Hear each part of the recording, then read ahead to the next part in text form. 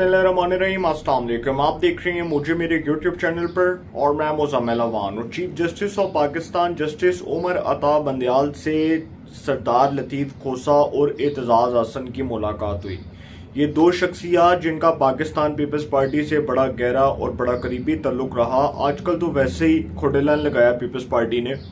तो दोनों शख्सियात की मुलाकात का मकसद क्या था? देखें, अब इस मुलाकात के बाद ये रूमर्स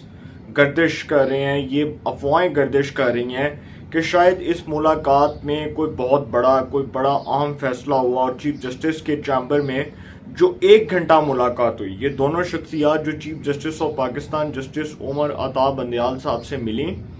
1 घंटा जी उनके चैम्बर में मुलाकात हुई चीफ जस्टिस साहब के। अब उस मुलाकात में क्या तय हुआ, क्या अहम फैसले हुए, किस नौयत के फैसले हुए, इसके ऊपर मैं बाद में बात करूंगा। लेकिन मैं उससे पहले आपको एक बात बताता चलूं कि इमरान खान साहब, जिनके ऊपर 9 मई के वाकयात से मुतल्लिक बड़े संगीन और बड़े हसास किस्म के इल्ज़ाम आते हैं और एंटी टेररिज्म कोर्ट, इंसदादे दहशतगर्दी की अदालत की जानिब से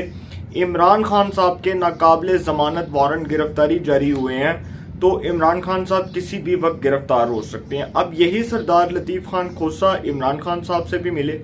और उस मुलाकात में क्या फैसला हुआ। देखें, सरदार लतीफ़ खान खोसा जो हैं, उनके घर पर अभी कुछ फायरिंग का वो एक खबर चली थी ना कि उनके घर पर फायरिंग का वाकया हुआ और 1 से 2 दिन पहले ये खबर आई थी और उसके बाद उनके जो साहिबजादे हैं वो मीडिया पर आए और आकर गरजे बरसे और सरदार लतीफ़ खान खोसा फिर वो इल्ज़ाम लगा रहे थे पाकिस्तान की सिक्योरिटी इस्टेब्लिशमेंट के ऊपर कि उन्होंने ये हमला करवाया, चूँकि वो फौजी अदालतों के खिलाफ हैं। देखें, इस मुलाकात का मकसद जो chief justice of Pakistan justice Umar Ata Bandial साहब से एतजाज़ हसन और सरदार लतीफ़ खोसा की मुलाकात हुई, इस मुलाकात का मकसद सिर्फ यही है कि किसी तरह फौजी अदालतों को काम करने से रोका जाए। आर्मी कोर्ट्स, जो फौजी अदालतें हैं, उनको मिलिट्री कोर्ट्स को काम करने से रोका जाए, क्योंकि इस मुल्क में फौजी अदालतों के तासुर को अच्छा नहीं समझा जाता। तो कुछ ऐसे वकला हैं, जिस तरह हामिद खान साहब हैं जो साबिक सदर रहे सुप्रीम कोर्ट बार के, फिर इसी तरह एक जज साहब हैं, उनके बारे में भी मैं आपको आगे जाकर बताऊंगा कि वो जज साहब जो हैं,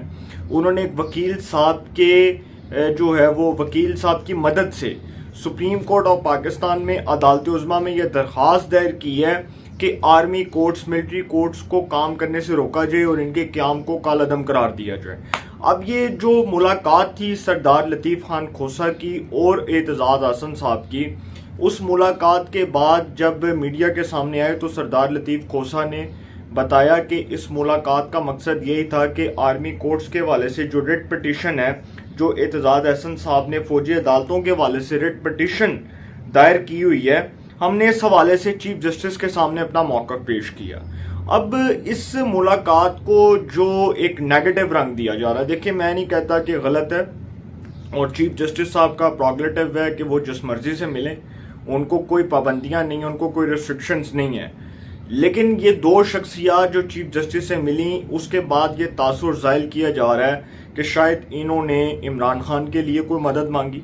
इमरान खान के लिए कोई रिलीफ मांगने की बात की होगी, क्योंकि इमरान खान साहब जो हैं वो खुद चल कर सरदार लतीफ़ खोसा के घर गए और जाकर उनसे मजम्मत की कि जी आपके घर फायरिंग हुई है, और जाकर उनका शुक्रिया अदा किया कि जी आप उस मुश्किल वक्त में हमारे साथ खड़े हुए हैं। तो सरदार लतीफ़ खोसा, जिनके नाम पर पीपल्स पार्टी रेड क्रॉस लगा चुकी है, और अल्टीमेटली रेड क्रॉस इसलिए लगा है, वो रेड क्रॉस इसलिए लगाया गया है कि सरदार लतीफ़ खोसा बार बार अपनी पार्टी पॉलिसी से इनहराफ करते पाए गए, अपनी पार्टी पॉलिसी के खिलाफ बगावत करते पाए गए और अपनी ही पार्टी के खिलाफ बयान देते पाए गए, तो पीपल्स पार्टी ने उनको नुकरे लगा दिए, खुडेलाइन लगा दिया। यही हाल एतजाज़ हसन साहब का कि वो जब से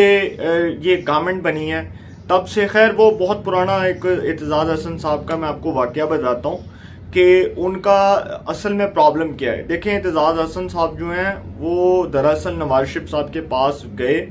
और 2013 के आम इंतखाबात से पहले उन्होंने अपनी एहलिया बुशरा एतजाज़ के लिए टिकट मांगा, जिस पर नवाज शरीफ ने इनकार कर दिया। और वो टिकट इसलिए मांगने गए थे कि जो उनकी एहलिया हैं बुशरा एतजाज़ साहिबा, जिन पर LPG करप्शन केसेस के बड़े संगीन इल्ज़ामात हैं और उनके ऊपर ये ठेके शेके लेने के भी कोई इल्ज़ामात थे, तो एतजाज़ हसन साहब की जो एहलिया हैं बुशरा एतजाज़ साहिबा, उनको उस हलके से टिकट देने की बात की जा रही थी जिस हलके से अलहाज शेख रुहेल असगर साहब जो हैं वो जीतते हैं, और वो हमेशा नाकाबिल शिकस्त रहे। अपने हलके में उनका बड़ा नाम रहा, और शेख रुहेल असगर साहब कोई तीसरी बार तो एमएनए बन चुके हैं। 2008 में भी बने, 13 में भी बने, 18 में भी बने। तो उस हलके से जी टिकट मांग रहे थे ये एतजाज हसन साहब जो है अपनी अहलिया के लिए। तो नवाज शरीफ ने इनकार कर दिया, और उसके बाद फिर वो स्टार्ट हो गए नवाज शरीफ के खिलाफ बोलना, फिर उनके बच्चों के खिलाफ। फिर जिस तरह से उन्होंने एतजाज हसन साहब ने बेगम कलसूम नवाज साहिबा की बीमारी का मजाक उड़ाया, और फिर जिस तरह से वो मगरमच्छ के आंसू बहाते रहे और फिर इल्ज़ामात लगाते रहे शरीफ फैमिली के ऊपर। तो सर ये सारी चीज़ें जो हैं वो अपनी जगह पर मौजूद हैं। इसी तरह सरदार लतीफ़ खोसा, जिनको पीपल्स पार्टी ने एक वक्त में गवर्नर पंजाब बनाया, सेनेटर बनाया, पीपल्स पार्टी की सेंट्रल वर्किंग कमेटी के वो मेंबर रहे, एग्जीक्यूटिव काउंसिल के वो मेंबर रहे, बड़ा नाम बनाया उन्होंने वकालत के अंदर। इसी तरह एतजाज हसन साहब जो हैं वो मोहतरमा शहीद बेनज़ीर भुट्टो साहिबा जो साबिक वज़ीर आज़म थी, उनकी काबीना के वज़ीर दाखिला रहे, फेडरल मिनिस्टर फॉर इंटीरियर रहे। तो सर ये वो लोग हैं जो आज अपनी ही पार्टी पॉलिसी से इनहराफ कर रहे हैं, और ये वो लोग हैं जो चीफ जस्टिस साहब से मिले और उसमें सरदार लतीफ़ खोसा कह रहे हैं कि हमारा chief justice of Pakistan justice Umar Ata Bandial साहब से मुलाकात करने का मकसद ये था कि हम फौजी अदालतों के खिलाफ जो एक रिट पिटीशन दायर की हुई है उस पर अपना एक मौक़िफ़ पेश कर सकें, उस पर हम अपना मौक़िफ़ वाज़े कर सकें। तो ये मौक़िफ़ तो आप अदालत में भी वाज़े कर सकते थे, दरख्वास्त दायर करके कर सकते थे, और दरख्वास्त समाअत के लिए मुकर्रर होती तो अदालत मुनासिब वक्त पर इसको सुनती और इस पर फैसला दे देती। लेकिन ये मुलाकात करने का मकसद तो समझ से बालातर है। और फिर 1 घंटा चीफ जस्टिस के चैम्बर में मुलाकात होती रही, और उस मुलाकात में ये फैसला, चूंकि ये भी है कि एक तो ये भी लोग कह रहे हैं कि इमरान खान के लिए कोई रिलीफ मांगने गए हो सकता है, माइट बी पॉसिबल, मैं ये बात नहीं कर रहा, लेकिन अगर तो ये तासुर जाता है कि फिर अदालतें इन फौजी अदालतों को काम करने से रोकती हैं, तो सर ये कोई अच्छा तासुर नहीं होगा, क्योंकि माजी में भी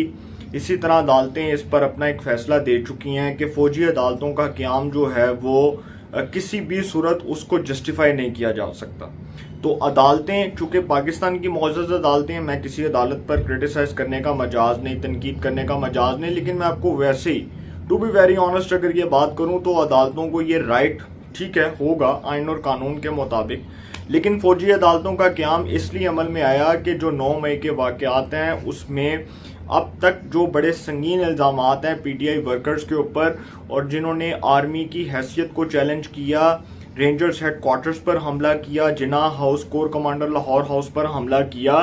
तो सर उनके ट्रायल तो फौजी अदालतों ने करने हैं, उनका ट्रायल किसी आम अदालत ने तो नहीं करना। अगर उनको आम अदालत से ही सजा नहीं मिलेगी तो फिर तो लोग बात करेंगे कि यार फिर तो अदालतें अपना काम नहीं कर रही। तो इसी तरह फौजी अदालतें बनाई गई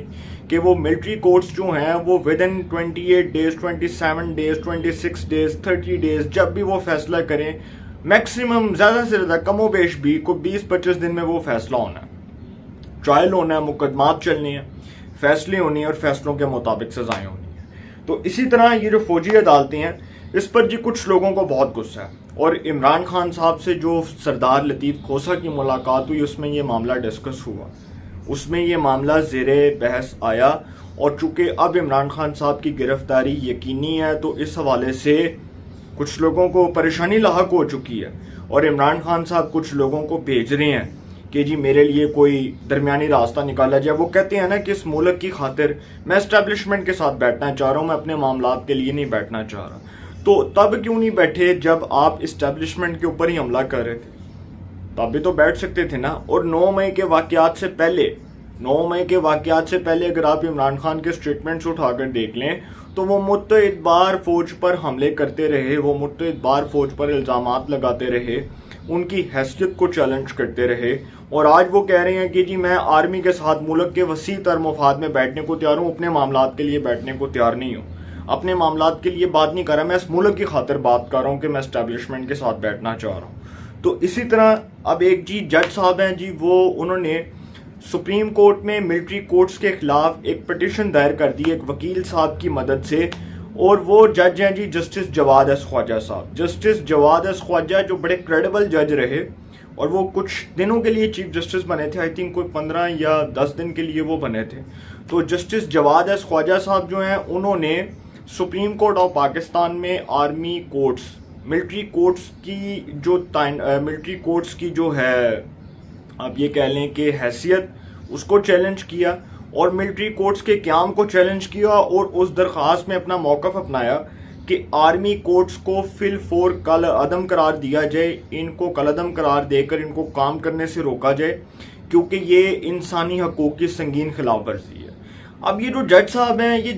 इसके अलावा भी जितने भी लोग हैं, देखें एक पॉइंट पर अगर मैं बात करूं तो हो सकता है कि इन जजेस का अपने नुक्ता नज़र के मुताबिक जो अपना बयानिया है वो किसी जगह पर बजा हो, दुरुस्त हो। मैं किसी को गलत तो नहीं कह रहा, लेकिन इस चीज़ को मद्देनज़र रखें कि क्या इन अदालतों से आप ये तवक्को कर रहे हैं कि ये 9 मई के वाक़यात के रिस्पॉन्सिबल्स को, ज़िम्मेदारान को सज़ाएँ देंगी। ये काम अदालतों का नहीं है, ये काम मिलिट्री कोर्ट्स का है, क्योंकि ये फौजी तनसीबात के ऊपर जो हमला हुआ, ये फैसले फौजी अदालतों ने करने हैं। ये जो आर्मी कोर्ट्स बनी है, इन्हीं आर्मी कोर्ट्स में इन लोगों के खिलाफ ट्रायल होने, इन्हीं लोगों को सज़ाएं मिलनी है, इन्हीं लोगों को जो भी सज़ा होगी वो आइन और कानून के मुताबिक होगी। फौजी अदालतें बनी हैं, 3-4 फौजी अदालतों ने दिनों के अंदर अपना केस निपटाना और फैसला दे देना है। तो अगर आपको इस बात के ऊपर प्रॉब्लम है तो फिर आप अदालत से ये अगर रिक्वेस्ट कर रहे हैं, दरख्वास्त कर रहे हैं कि अदालत इसके ऊपर अपना एक मुनासिब फैसला जारी करे, तो अगर अदालत फौजी अदालतों को काम करने से रोक देती है और अगर ऑनरेबल कोर्ट, मोअज़्ज़ज़ अदालत, सुप्रीम कोर्ट ऑफ पाकिस्तान, मोअज़्ज़ज़ चीफ जस्टिस उमर अता बंदयाल ये फैसला दे देते हैं कि आर्मी अदालतों का क़याम जो है वो कलअदम करार दिया जाता है और इनको काम करने से रोक दिया जाता है, तो सर फिर फटा पड़े। फिर सीधी बात है, फिर वो जो जिम्मेदारान हैं उनको अगर छोड़ना है तो फिर पाकिस्तान में दीगर मुलजमान को भी कहेंगे ठीक है यार, उनको भी छोड़ दिया जाए, उनको भी कहा जाए कि आप आइन और कानून के मुताबिक बरी उज़्ज़म हैं, आपने जो जुर्म किया, आपको वो जितने भी मुलजम इस वक्त अदालत वो जेलों के अंदर हैं, उन सबको कहा जाए कि जी ठीक है, आपको भी निकाल दिया जाता है, आपके भी गुनाह माफ़, गुनाह कबीरा जो आपने किए वो माफ़ कर दिए गए। तो सर ये नहीं हो सकता। अगर 2 शख्सियात चीफ जस्टिस से मिली हैं तो उसको गलत तासुर ना दिया जाए। मैं फिर बता रहा हूँ कि जब तक कोई मुनासिब फैसला नहीं आ जाता तब तक इस तरह के रूमर्स सर्कुलेट करना, गर्दिश करना और इस तरह की अफवाहों का उड़ना, उसके ऊपर कान ना धरें। जब फैसला होगा तब इसके ऊपर तज्जिया भी होगा, तबसरे भी होंगे और बेबाक तज्जिए और तबसरे होंगे और फिर हम बताएंगे कि असल मसला क्या है और जिस मसले की निशानदेही की जाएगी उसका जवाब आपके सामने रखूँगा। अपनी राय का कमेंट्स में ज़रूर इज़हार कीजिएगा। इंशाल्लाह एक नए सेगमेंट के साथ में मुलाकात होगी। अपना बहुत ख्याल रखिएगा। अल्लाह निगहबान।